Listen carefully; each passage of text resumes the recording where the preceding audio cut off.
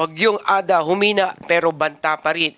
Magdadala ng malawakang pag-ulan, malalakas na hangin at mapanganib ng karagatan. Magandang araw Pilipinas, ito ang Pilipinas Weather ngayon. Narito na ating update sa panahon. Kung bago ka lang sa ating channel, please like, share and subscribe para lagi ka updated sa panahon. Salamat sa iyong suporta. Mga kababayan, ngayong araw ng Lunes, January 19, 2026, narito na ating pinakabago update tungkol sa Bagyong Ada. Bagamat humina na, ay patuloy pa ring nagdudulot ng panganib sa malaking bahagi ng bansa. Ang Bagyong Ada ay humina at isa na lamang tropical depression. Ang lokasyon ng bagyo ay tinatayang nasa layong 380 kilometro silangan ng kasiguran Aurora. Taglay pa rin ito ang lakas na hangin na may maximum sustained wind na 55 km per hour at may pagbugso na hanggang 70 km per hour. Ang central pressure nito ay umaabot pa rin sa 1,000 HPA. Kumikilos ang bagyo pa north-northeast sa bilis na 10 km per hour. Malakas hanggang gale force wind, umaabot hanggang 340 km mula sa sentro. Gandang balita mga kababayan, wala nang wind signal na nakataas sa ngayon. Ngunit huwag maging kampante dahil kahit walang wind signal, may malawak na epekto pa rin ang bagyo at hanging amihan. Dahil sa northeast monsoon o hanging amihan at sa paligid ng Tropical Depression Ada, inaasahan ang malalakas hanggang malabagyong bugso ng hangin, lalo na sa baybayin at kabundukan sa ilang mga lugar.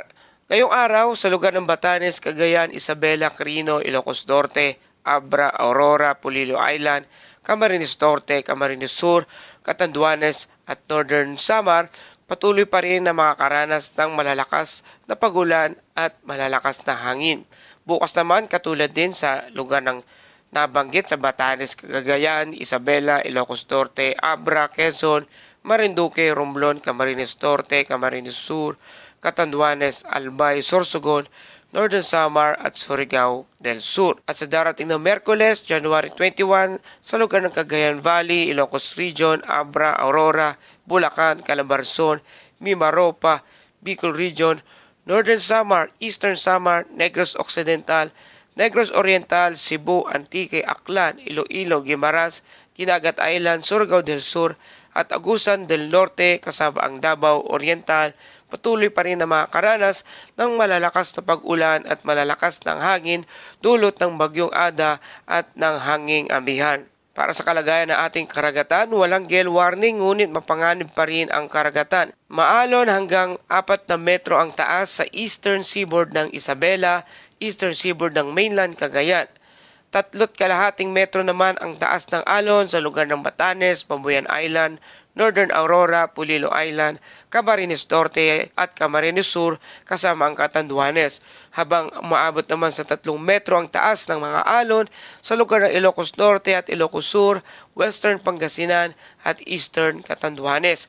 Mahigpit na paalala, ang maliliit na sasakyang dagat at ni motor na bangka ay pinapayuhang huwag munang pumalaot, lalo na kung kulang ang kagamitan at karanasan. Moderate seas naman sa lugar ng Aurora, Quezon, Northern Mainland, Albay, Sorsogon, Eastern at Northern Samar, kasama ang Zambales at natitirang bahagi ng Ilocos Region. At dumako naman tayo sa track intensity outlook sa kilos at galaw ng Bagyong Ada. Sa kasalukuyan, inaasahang kikilos pahilagang silangan, northeast, ang Tropical Depression Ada ngayong araw. Ibig sabihin, palayo ito sa kalupaan ng Luzon, ngunit mananatili pa rin sa silangang bahagi ng bansa, partikular sa dagat silangan ng Luzon. Mga kababayan, bagamat humina na ang Bagyong Ada, hindi pa tayo dapat magpakampante dahil kahit nasa dagat ito, ramdam pa rin ang epekto ng hangin at alon. Pagdating sa susunod na araw, inaasahang maglulup o iikot ang galaw ng bagyo sa karagatang silangan ng Luzon. Kapag sinabing looping track, nangangahulugan na ito ay hindi diretso ang galaw ng bagyo.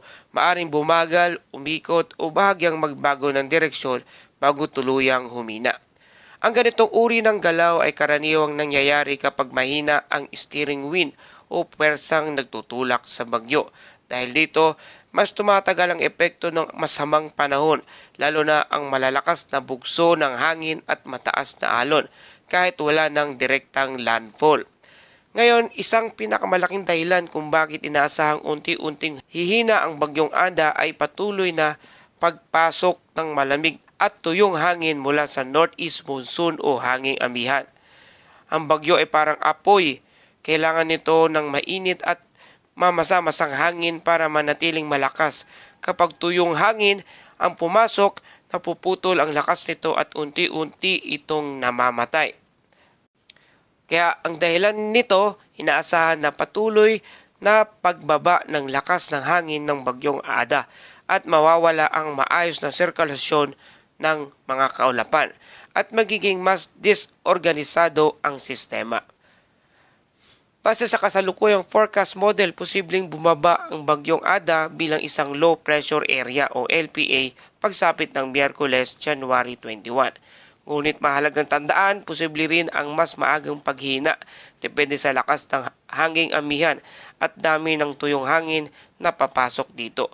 Kahit maging low pressure area o LPA, maaari pa rin itong magdala ng ulan, hangin at maalon na karagatan. Kahit humina na sa pangalan, hindi pa rin nawawala ang banta, lalo na sa baybayang lugar ng ating bansa. Kaya sa ating mga kababayan, kahit humina na ang bagyong Ada, hindi pa tapos ang panganib.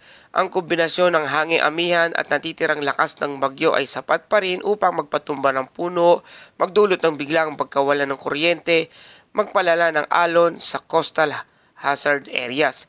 At kung kayo ay nasa baybayin, kabundukan o bukas na lugar, doble ingat pa rin po tayo.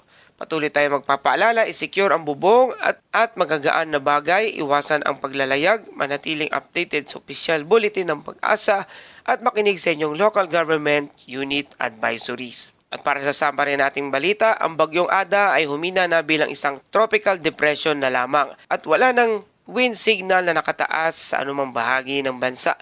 Malalakas na hangin, dulot ito ng hanging amihan at mapanganib na karagatan sa hilaga at silangan ng bansa. At posibleng maging low pressure area na lamang sa loob ng 48 oras ang bagyong Ada. At dumako naman tayo sa ating Bible verse of the day mula sa Kawikaan 22 verse 3. Kung may dumarating na panganib, ang matalino'y nag-iingat, ngunit di ito pansin ng mangmang kaya siya'y napapahamak. Mga kababayan, pinapalala sa atin ng talatang ito na ang karunungan ay hindi lamang kaalaman, kundi tamang kilos sa tamang panahon.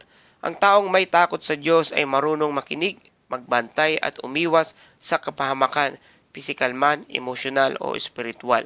Sa gitna ng mga babala, pagsubok at hindi tiyak na sitwasyon sa buhay, tinatawag tayo ng Diyos na maging handa, hindi pabaya. Hindi ito tungkol sa takot, kundi sa pananampalatayang may kasamang responsibilidad. Panginoon, bigyan mo ako ng pusong marunong makinig at mata na nakakita ng inyong babala. Tulungan mo akong pumili ng tama at umiwas sa kapahamakan sa lahat ng bahagi ng aking buhay. Ito po ang dalangin sa pangalan ni Jesus. Amen. Mga kababayan, ang tunay ng pananampalataya ay marunong magtiwala sa Diyos at marunong ding kumilos ng may karunungan. Maraming salamat sa inyong patuloy na pagtutok at pagtangkilik dito sa ating channel, Pilipinas Weather Ngayon. Kung nagustuhan nyo ang balitang ito, please like, share, and subscribe para lagi kayo updated sa panahon. Ito ang Pilipinas Weather Ngayon na lagi nagpapaalala, maghanda, magiligtas, mag-alerto. Ingat tayong lahat.